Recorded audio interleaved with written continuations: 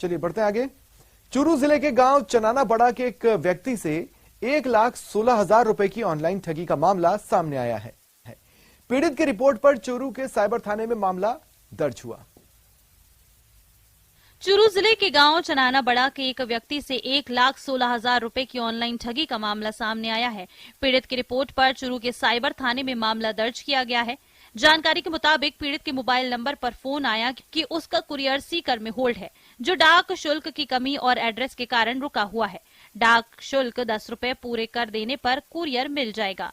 फिर उसे एक मोबाइल नंबर से एक लिंक भेजा गया। जैसे ही उसने लिंक पर क्लिक कर रुपए जमा करवाए, उसके बैंक खाते से 1,16,000 रुपए निकल गए। थाने पर और उन्होंने रिपोर्ट दी कि उनके पास एक मैसेज आया कि उन्होंने जो कोरियर सामान मंगवाया वो कहीं अटक गया है, उसके लिए उनको कुछ पे करना पड़ेगा। तो 10 रुपये के उनके पास में बात आई, 10 रुपये उन्होंने पे कर दिए। उसके बाद में एक लिंक आया, लिंक को जैसे उन्होंने ओपन किया तो उनके खाते से 1,16,000 रुपये की ठगी पड़ाव बता रहे हैं। मुकदमा दर्ज कर लिया गया, अनुसंधान जारी है। और अब साइबर अपराधियों की खैर नहीं। राजस्थान पुलिस अपने विभाग में ऐसे एक्सपर्ट्स की टीम तैयार कर रही है जो जरूरत के वक्त साइबर हमलों से निपट सके। आम आदमी हो या कोई संस्थान, हर कोई साइबर अटैक का शिकार हो रहा है। ऐसे में जरूरत है इन साइबर हमलों से निपटने के लिए, इनसे बचने के लिए साइबर सुरक्षा की ट्रेनिंग की। इसी के लिए राजस्थान पुलिस अब अपने विभाग में ऐसे एक्सपर्ट की टीम तैयार कर रही है जो जरूरत के वक्त साइबर हमलों से निपट सके। जी हां, राजस्थान पुलिस अब अपने विभाग में ऐसे एक्सपर्ट की टीम तैयार कर रही है जो जरूरत के वक्त साइबर हमलों से निपट सके। इसके लिए राजस्थान पुलिस मुख्यालय ने हाल ही में सरदार पटेल यूनिवर्सिटी के साथ एक MOU किया है, जिसके जरिए राजस्थान पुलिस के अफसर और जवानों को साइबर सुरक्षा की ट्रेनिंग दी जाएगी। प्रदेश भर से इस ट्रेनिंग के लिए 50 पुलिसकर्मियों को चुना गया है। पहले फेज की शुरुआती ट्रेनिंग 9 महीने की होगी, जो कि ऑनलाइन और ऑफलाइन होगी। ये जो ट्रेनिंग है ये बेसिकली 9 महीने की होगी। ये ऑफलाइन एंड ऑनलाइन दोनों तरह की ट्रेनिंग होगी। इसमें जो साइबर सिक्योरिटी के एक्सपर्ट्स हैं वो लोग भी आएंगे यहाँ पे और हमारे इन सारे कैंडिडेट्स को साइबर सिक्योरिटी के जो विभिन्न पहलू हैं उसके ऊपर ट्रेनिंग देंगे। उसके ऊपर उनको समझाएंगे कि साइबर सिक्योरिटी किस किस तरह से मेंटेन करी जाती है। यूपी के सीएम योगी आदित्यनाथ आज जालोर जिले के भीनमाल पहुंचे। उन्होंने नीलकंठ महादेव मंदिर के दर्शन किए। इसके बाद आयोजित धार्मिक जनसभा को संबोधित किया। सीएम योगी ने ऐतिहासिक भगवान वराह श्याम मंदिर में भी दर्शन किए। सीएम योगी को देखने के लिए भारी संख्या में मंदिर के बाहर जनसैलाब उमड़ा। भीनमाल में जगह जगह सीएम योगी आदित्यनाथ का स्वागत हुआ। सीएम योगी ने कहा, आज देश आगे बढ़ रहा है और देश में अमृत काल चल रहा है।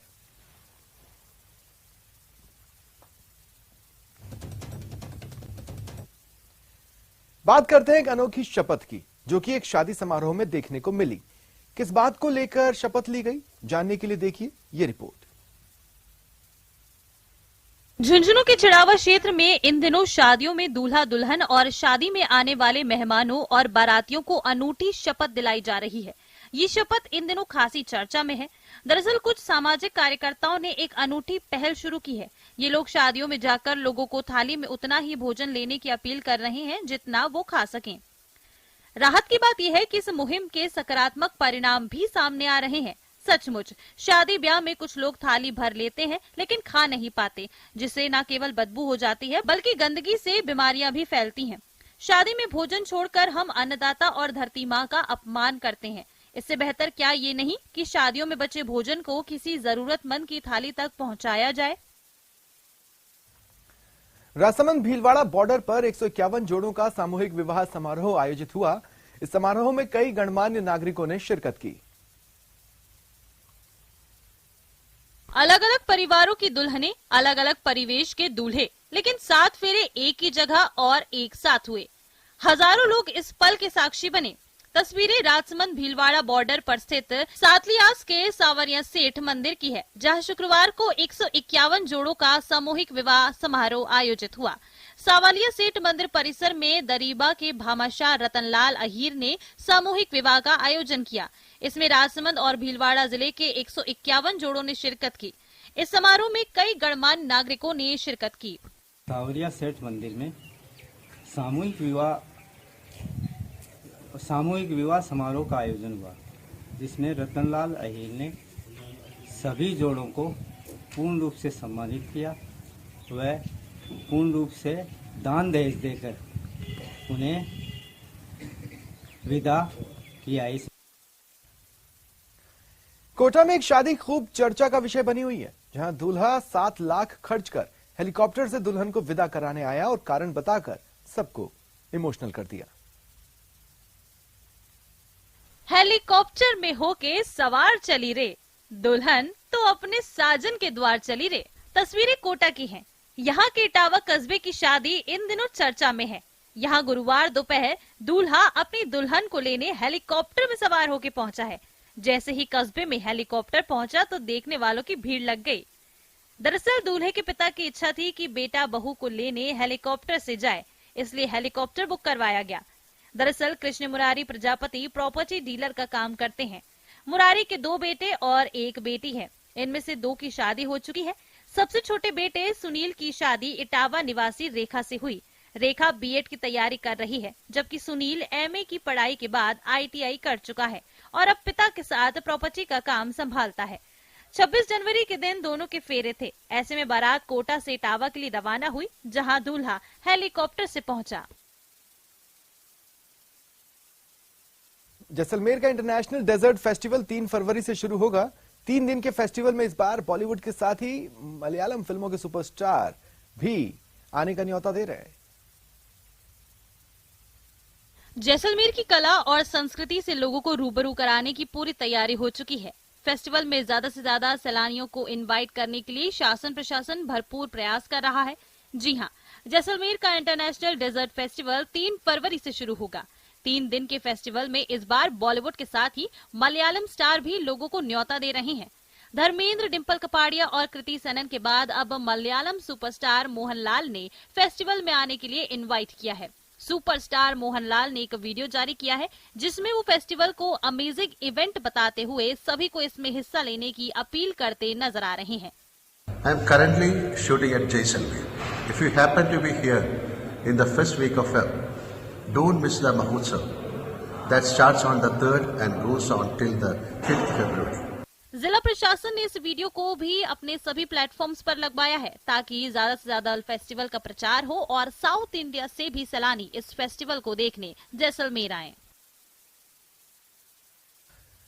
राजस्थान पर्यटन विभाग की ओर से सांभर महोत्सव का आयोजन होगा। फरवरी के तीसरे सप्ताह में आयोजन होगा। 3 दिवसीय फेस्टिवल में पर्यटकों को राजस्थान की कला संस्कृति से रूबरू करवाया जाएगा। साथ ही एडवेंचरस राइड्स का भी आनंद उठाया जा सकेगा। 17 से 19 फरवरी तक चलने वाले महोत्सव में महाशिवरात्रि के अवसर पर देवयानी कुंड पर महाआरती और दीपोत्सव का आयोजन होगा।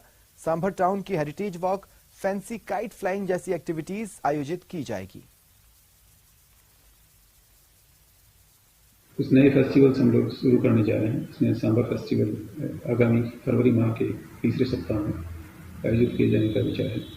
तो डिपार्टमेंट की कोशिश ये रहती है कि स्टेट को नंबर 1 लेके आए फिर से, और जो टूरिज्म या टूरिस्ट यहाँ जो आ रहा है वो अच्छे से यहाँ से विजिट करे और उसको अच्छा लगना चाहिए। अजमेर में आज ख्वाजा मोइनुद्दीन हसन चिश्ती की दरगाह पर कांग्रेस अध्यक्ष मल्लिकार्जुन खड़गे की चादर पेश की गई। राज्यसभा सांसद इमरान प्रतापगढ़ी खड़गे की चादर लेकर पहुंचे। इस मौके पर पीसीसी चीफ गोविंद सिंह डोटासरा और प्रदेश प्रभारी सुखजिंदर सिंह रंधावा मौजूद रहे। चादर को लेकर कशमकश की स्थिति भी दिखी। पहले कांग्रेस नेता सोनिया गांधी की चादर इसे बताया गया। बाद में गोविंद सिंह डोटासरा और इमरान प्रतापगढ़ी ने कहा कि चादर कांग्रेस अध्यक्ष की ओर से पेश की गई, जिसके बाद स्थिति साफ हुई। सोनिया जी ने आज जो चादर भेजी है, मेरे को सौभाग्य प्राप्त हुआ कि मैं इस पवित्र दरगाह पर आकर अपने आप में एक बड़ा मान महसूस कर रहा हूं और अरदास करूंगा कि इन पीरों फकीरों संतों की देश में एक अखंडता और देश की तरक्की जो है वो रहे। मैं आज सबको अपने भाई मुस्लिम भाइयों को मुबारकबाद देता हूं। कोचिंग नगरी में चाकूबाजी, फायरिंग और लूट की वारदातें बढ़ी हैं। शहर में बिगड़ती कानून व्यवस्था को लेकर आज भाजपा नेता और कार्यकर्ता सड़कों पर उतरे, रैली निकाली। विधायक संदीप शर्मा, मदन दिलावर के नेतृत्व में भाजपा नेता और कार्यकर्ताओं ने रैली निकाली, नारेबाजी की। भाजपा नेताओं ने आईजी कार्यालय में ज्ञापन भी सौंपा।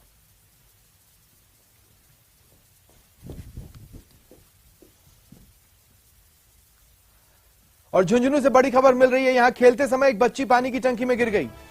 पानी की टंकी में गिरने से बच्ची की मौत की खबर है। बच्ची के शव को टंकी से बाहर निकाला गया। नवलगढ़ के वार्ड 26 में यह घटना सामने आई है। यह बड़ी खबर आपको बता रहे हैं झुंझुनू से। यहां नवलगढ़ के वार्ड 26 में एक बच्ची खेल रही थी और इसी दौरान वो पानी की टंकी में गिर गई, जिससे उसकी मौत हो गई।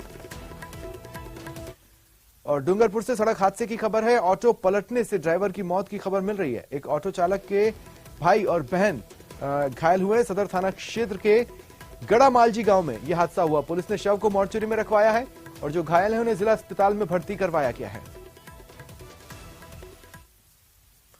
और अब देखते हैं टॉप 10 पिंक सिटी।